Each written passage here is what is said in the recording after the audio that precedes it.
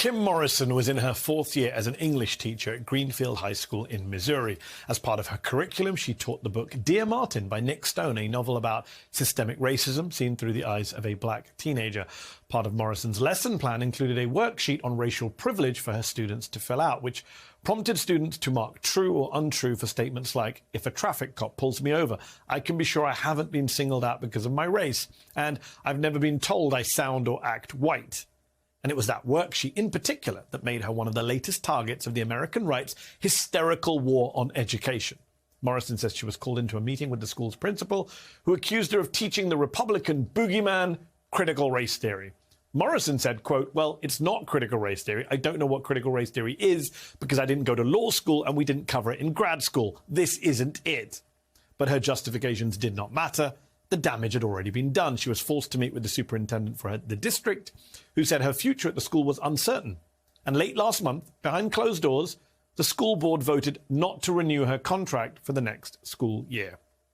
They didn't try to push some phony excuse either. They were happy to admit why. When Morrison asked why her contract was not renewed, she was told, quote, your decision to incorporate the worksheet associated with the novel Dear Martin due to the content and subject matter. And this ridiculous right-wing cancel culture, shall we call it, is not just happening in Greenfield, Missouri. It's happening all over the country.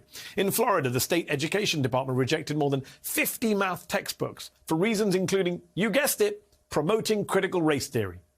Math, not history or literature. They say math books are pushing CRT. Maybe they're slipping graduate-level discussions of systemic racism into the quadratic equations, but I kind of doubt it. The state has not said what specific mathematical problems it finds so objectionable. Big surprise there. And while many of these fights are taking place in schools, Republicans are not stopping there. Now they're coming for your local library as well. As the Washington Post reports, one library network in Llano, Texas, has been overrun by white Christian conservatives. They stacked the library board with a bunch of like-minded censors, some of whom do not even hold library cards themselves. They closed meetings to the public, and they started purging books that don't conform to their reactionary worldview. And one librarian was, yes, you guessed it, fired last month for refusing to comply. As head librarian at the Kingsland Branch Library in Llano County, she says when she didn't remove certain books from her shelves, the county removed her. The books in my library in Kingsland were not taken off the shelves. We did not move them. I told my boss that was censorship. Last year, the county closed its 3 libraries for 3 days so they could go through and remove books from the shelves, just like that. The list includes a sex education book for kids going through puberty, Caste, a book on systemic racism by the Pulitzer Prize-winning journalist Isabel Wilkerson, and a children's book called Freddy the Farting Snowman. That's gone too.